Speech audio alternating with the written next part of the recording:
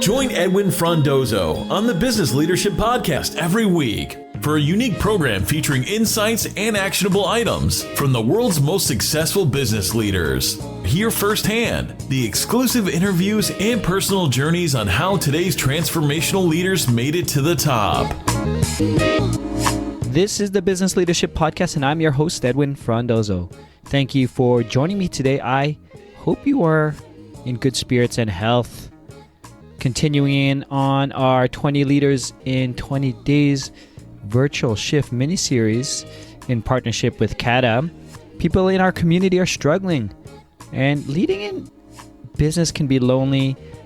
And with added COVID-19 stresses and social distancing, there's value in hearing from leaders facing and solving unprecedented challenges. Today's guest is Keren Moynihan, the CEO of Boss Insights, a big data and AI platform that empowers lenders to measure businesses on their merit as opposed to their collateral. By creating collaborative approaches to democratizing capital, Keren envisions bridging the need gap in the lending industry and powering the economic engine of the future, SMBs and commercial businesses. Having trouble keeping your newly remote teams engaged, effective, and connected? I can help. Text HELP to 416-834-0299 and we'll connect. Again, text me at 416-834-0299 and I will personally connect with you. And with that, here we go. Keren, how are you doing today? I'm doing great. I mean, it's just been business as usual. I don't see anything new. Anything new in your world at all? Well, I got busier, and I love that you said business as usual. I've been talking to people saying it's business as unusual. Oh, that's so true. It's still BAU. It's still BAU. But talk to me about that in terms of business as usual, because a lot of leaders are going through a lot of shift. Yes, business is still going, especially if you're coming from the financial background or the markets, and things are still moving forward. But talk to me about some of the impact that virtual work has impacted you, your business, or maybe some of your team members or customers. Yeah, absolutely. I mean, there's a lot to unpack there. In financial services, there are a lot of analytical people who are, I mean, I have to give props where props are due. Mm-hmm. There are a lot of people putting their heads together to figure out, we have an immense health crisis, of course, and there are some incredible people in the government and associations who are working on that. We also have another crisis about to hit, so another wave, which will be the complete stop of capital flow for any small and medium business or commercial business. And first, we got the wave of press releases from banks and credit unions and alternative lenders saying, hey, we're here. We're open for business. We're going to fund you. When I would congratulate, we've had, I don't know, something, maybe we're up to 50 calls now in the last 7 to 10 days. When I would congratulate the people we're talking to on getting to the market with such amazing and proactive messaging, they would basically tell me anything from, I got that press release right before we sent it out, and we're not equipped to do that. And we want to do it, but we're not. We're trying to buy laptops and secure network settings because we're in a regulated environment. And what we're trying to do is just figure out how to work virtually. And some of the responses I got were, we're going to support the businesses we've already lent to because we have to, for better or worse, we're partnering with them. We have to make sure they'll be okay. Mm-hmm. And so everyone is still sorting out. This is a big shock to the system. I guess that's stating the obvious, but what I've been working and what everyone at Boss Insights has tirelessly been working on over the last 10 days is, a fintech can go virtual overnight. They're usually built to be virtual from the get-go to offer services globally. What can we do to not sell Boss Insights, but to provide the one key piece that a large organization would need in order to approve loans for anyone that's a small and medium business or a commercial business? So that's the listening we've been doing over the past short while. Where do think it's heading? Because you mentioned a second wave. Is the second wave the delivery of these services, or maybe it's even a bigger economic downturn that's going to happen as we recover from everything? You asked me how we're doing here at Boston Sites, and we're representing the small and medium businesses out there as a business. We're serving enterprise, so banks, credit unions, but we're serving them so they could fund small businesses, so they could fund commercial business. And what that means is anywhere from, let's say, $5,000 loan up to a $50 million loan. All of that money for all the millions of businesses that fit in that space is coming to a halt. Yes. And the first thing any business that is sounding calm has done is cut costs, cut everything that they can do, so that, because cash right now is the key important thing. Cash is king has always been. I don't want to say cash is king. I want to say cash is queen. But anyway, cash is the key thing. I like that. that you need to do. You need to have 6, 12, 18 months of runway, because anyone who tells you that they know what's happening right now, that just doesn't ring true. Nobody really knows. So you need to be able to stay afloat. Now, when I delivered that message to the employees, and we're making use of some of the great government programs that have come out, things like WorkShare, right? We haven't let go of anyone, but we're definitely making use of WorkShare. And they said, you talk about the bust in 2000, and you talk about the carnage of 2008. Keren, why is this different? Why? And I understand the question, because here I am, my second startup. I've had some enterprise experience, just a little bit, just under half a decade of enterprise. Well, maybe a little more with the two companies, right? And I think the reason is because for all of those issues that hit the global market, there was one issue. And here we have two, at least two, but two that have been identified. We have a health crisis, which has brought the world together in a way, the human race together, all of us together, banding to figure this out, all of us going into isolation, all of us putting our hand up in the air and saying, here's the MacGyver solution, to use an 80s reference, that I have to help. I said about our lead qualification system, which is a fancy word of saying, I'm a business, can you lend to me? And doing that automatically instead of having 30-minute meetings. Yeah. I said to the government, use that so you can identify which doohickey for the respirator goes with the doohickey for the ventilator. And they said, okay, send it. Everyone is doing that, not just Boss Insights. The second wave is the fact that there is zero economy happening at the moment right now. We haven't had a slowing of the economy. We've had a very jarring halt. And so Boss Insights isn't going to be able to help with the health crisis. And we're the beneficiary of the bailouts that are coming from the government being ratified at record speed. We want to help with that second wave to decelerate the stopping of the economy. And I don't think anyone has ever seen this before, where there's just nothing in retail. There's nothing in travel, right? There's nothing. Innovation budgets have been cut. Everything is being just stay the course and stay alive, and we'll see where everybody is.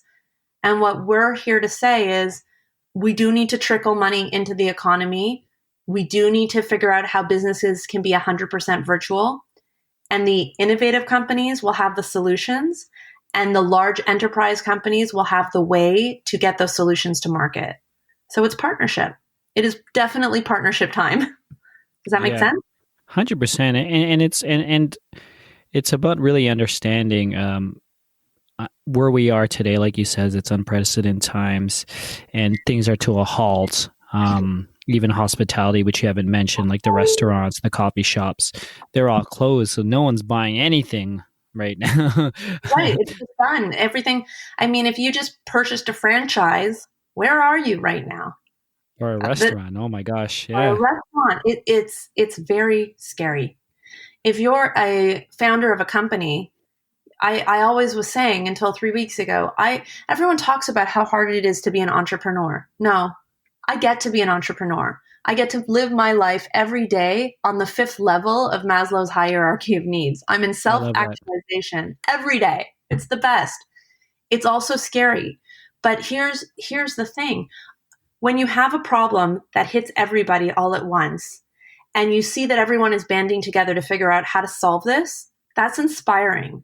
We have all been splintered for far too long. And so I'll give an example of this.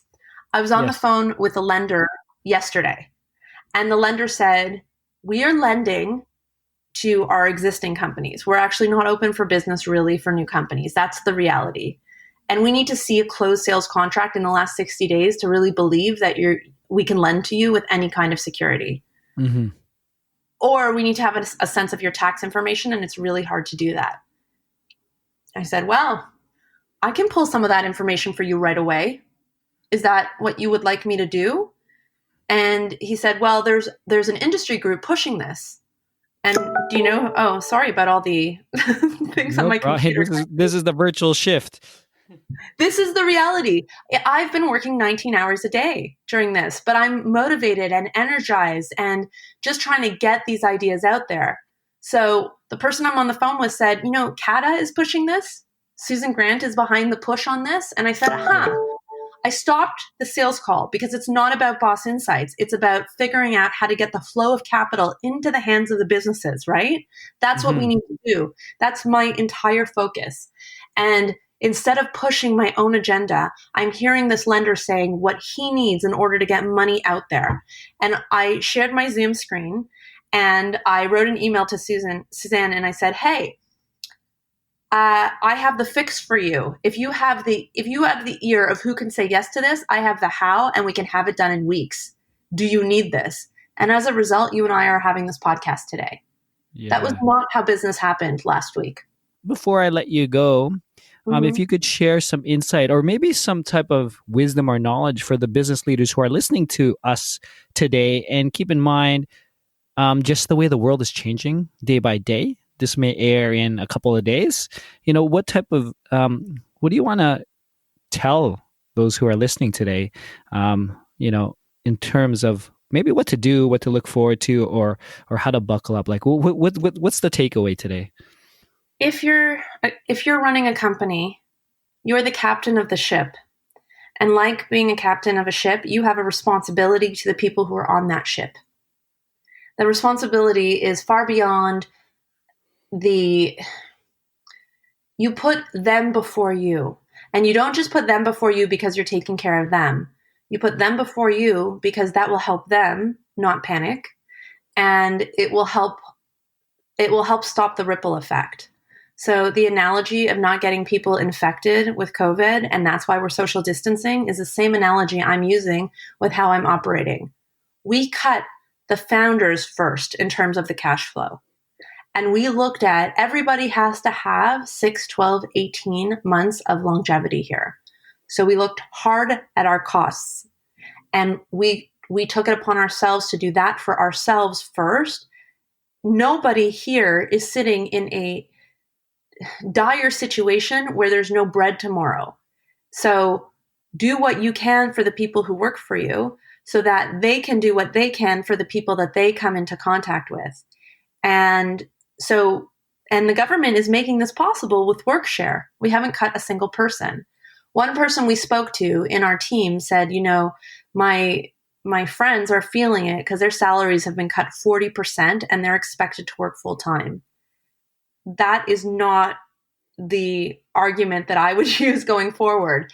Everyone is tightening their belts, but let's look at this as a way that we all can do more with less.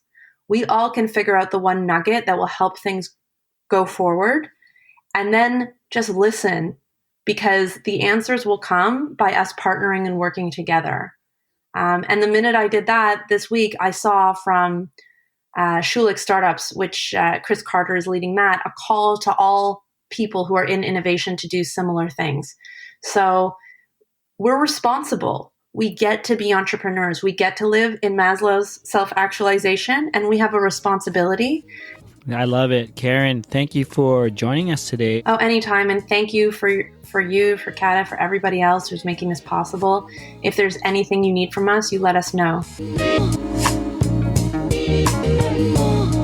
That's it, biz leaders. Thank you for joining me on another episode of the Business Leadership Podcast. This was episode 152.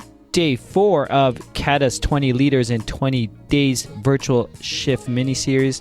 If you want to learn more about this mini-series, Karen, or anything else that we discussed, please go to thebusinessleadership.com/152.